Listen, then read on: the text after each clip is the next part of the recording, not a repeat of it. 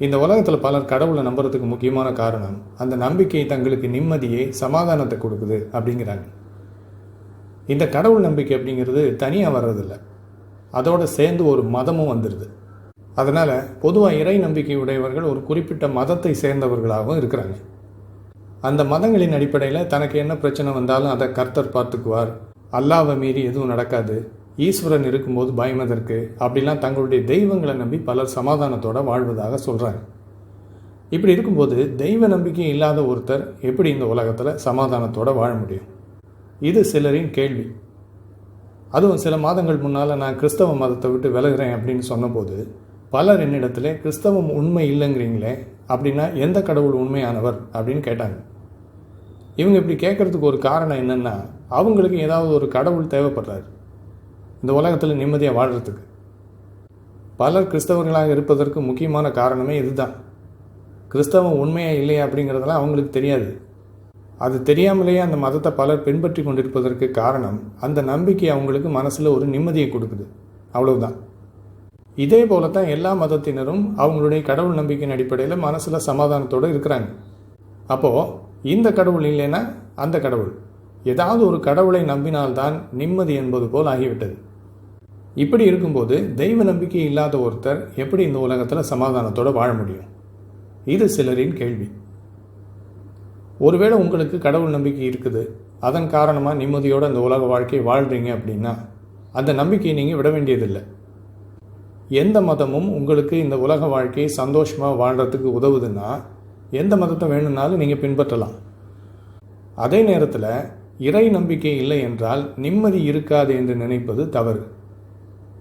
இன்னும் சொல்லப்போனால் கடவுள் நம்பிக்கை உள்ளவர்களை விட அந்த நம்பிக்கை இல்லாதவர்கள் தான் அதிக சமாதானத்தோடு இருக்கிறாங்க. எப்படின்னா, கடவுள் இல்லை அப்படிங்கிறத புரிஞ்சுக்கும் போது மனநிலை தெளிவாக இருக்கும், எந்த விதமான மூட நம்பிக்கையும் நமக்கு இருக்காது. நாம் பார்க்காத ஏதோ ஒன்று நம்முடைய வாழ்க்கையை இயக்கிக்கிட்டு இருக்கிறதாக நமக்கு மனப்பிரமை இருக்காது. இந்த உலகம் உண்மையில் எப்படிப்பட்டது என்பதை நாம் புரிந்து இந்த உலகத்தில் என்னெல்லாம் நடக்கக்கூடும் அப்படிங்கிறதையும் தெரிஞ்சு முடிந்த அளவு பிரச்சனைகளை தவிர்த்து வருகின்ற பிரச்சனைகளையும் தீர்க்கறதுக்கு இயன்றதை செய்து கொண்டு இறுதியில் என்ன நடக்குதோ அதை அப்படியே ஏற்றுக்கிட்டு வாழ முடியும். அப்படி வாழ்கிறதுனால நமக்கு மனசில் எப்பொழுதும் சமாதானம் இருக்கும். நாம் வாழும் இந்த வாழ்க்கை தான் நமக்கு தெரிந்த ஒன்று.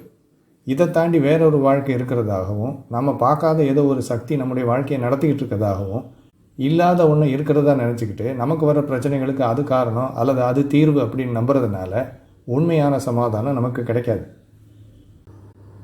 இரண்டாவது முக்கியமாக நம்ம கவனிக்க வேண்டியது என்னென்னா, கடவுள் நம்பிக்கையோடு ஒருவர் இருக்கும்போது பெரும்பாலும் ஏதாவது ஒரு மதத்தை சார்ந்தவராகத்தான் அவர் இருப்பார்.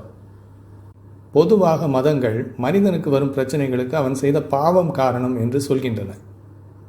குறிப்பாக கிறிஸ்தவம் போன்ற மதங்களில் அந்த மதத்தின் சட்டத்திட்டங்களை சரியாக கடைப்பிடிக்காதவர்களை இப்படி தாக்கி பேசுவாங்க. நீ சபைக்கு சரியாக வர்றதில்ல, காணிக்க சரியாக கொடுக்கறதில்ல, போதுமான அளவு ஜெபிக்கிறதில்ல, அதனால தான் உன்னுடைய வாழ்க்கையில் இந்த பிரச்சனைலாம் வருது அப்படின்னு சொல்லுவாங்க. உலகம் தராத சமாதானத்தை நான் உங்களுக்கு தருகிறேன் என்று இயேசு கிறிஸ்து சொன்னதாக பைபிளில் வசனமெல்லாம் இருக்குது. ஆனால் அது வெறும் வசனம் தானே தவிர உண்மையில் அங்கே ஒரு சமாதானமும் கிடையாது. அந்த மதத்தின் சட்டத்திட்டங்களுக்கு கீழ்ப்பட்டு அடிமை வாழ்க்கை வாழ்வது தான் அங்கே கிடைக்கக்கூடிய உலகம் தராத சமாதானம். சபைக்கு வர்ற ஒருத்தருக்கு தீராத நோய் இருக்குதுன்னா அவர் ரகசியமாக ஏதோ பாவம் பண்ணிக்கிட்டு இருக்கிறார் அப்படின்னு பேசி அவரை மனநோயாளியாகவும் ஆக்கிடுவாங்க. தாங்கள் மிகவும் பரிசுத்தமாக வாழ்வதால் தங்களுக்கு நல்ல ஆரோக்கியம் இருப்பதாக காட்டிக்கொண்டு நோயில் வாடுகின்றவர்களுக்கு ஆவிக்குரிய ஆலோசனைகள் கொடுத்து இன்னும் நோகடிப்பாங்க.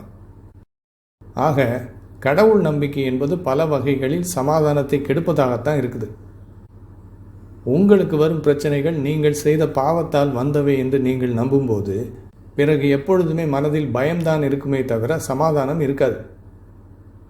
ஆகையால் கடவுள் நம்பிக்கை உங்களுக்கு நிம்மதியை கொடுக்கிறது என்றால் அந்த நம்பிக்கையோடு நீங்கள் வாழலாம், அது பெரிய தப்பு இல்லை.